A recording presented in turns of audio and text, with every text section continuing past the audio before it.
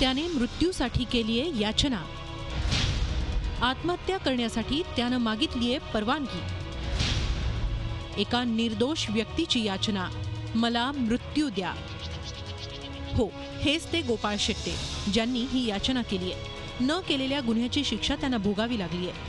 बलात्कार प्रकरणी 7 वर्षांची शिक्षा भोगल्यानंतर मुंबई उच्च न्यायालयानं त्यांना या प्रकरणातून निर्दोष मुक्त केलं। या अन्यायाविरोधात शेट्टे यांनी कोर्टात दाद मागितली तर त्यांना मिळाली केवळ तारीख। न्याय मिळण्यास लागणारा विलंब आणि सरकारच्या संथ कारभाराला कंटाळून गोपाळ शेट्टे यांनी इच्छा मरणासाठी कोर्टाकडे परवानगी मागितली आहे।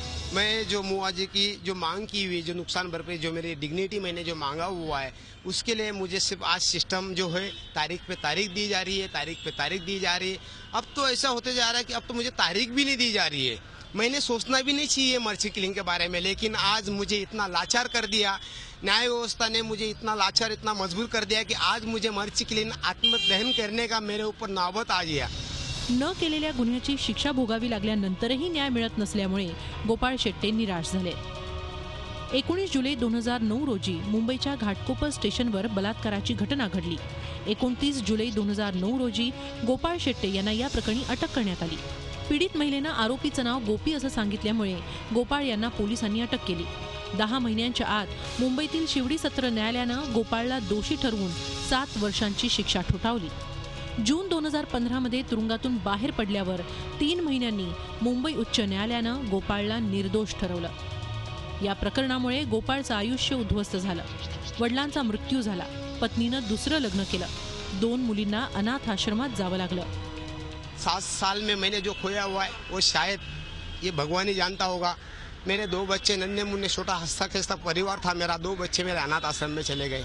मेरे वाइफ ने, जो मेरा लव मैरिज था, जिसके मैंने 15 साल प्रेम करके मैंने कॉलेज में शादी किया था, उसमें एक झटके में उसकी दूसरे से शादी हो गई।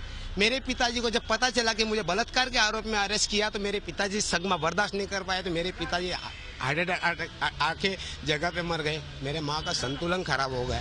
एकेकाळी सन्मानानं जीवन जगणाऱ्या गोपाळ शेट्टेवर आज रस्त्यावर राहण्याची वेळ आली आहे। एक वेळचं अन्न मिळणं कठीण झालंय। अशा परिस्थितीतही गोपाळनं न्यायासाठीचा संघर्ष सुरू ठेवला असून नुकसान भरपाईसाठी गेल्या वर्षभरापासून ते कोर्टाचे उंबरठे झिजवतायत। मात्र कोर्टाकडून तारीख पे तारीख मिळत असल्यामुळे कंटाळून त्यांनी इच्छा मरणासाठी सरकारकडे परवानगी मागितली आहे। राकेश त्रिवेदीसह bureau report, Zee media, Mumbai. Zee 24 तास रहा एक पाऊल पुढे।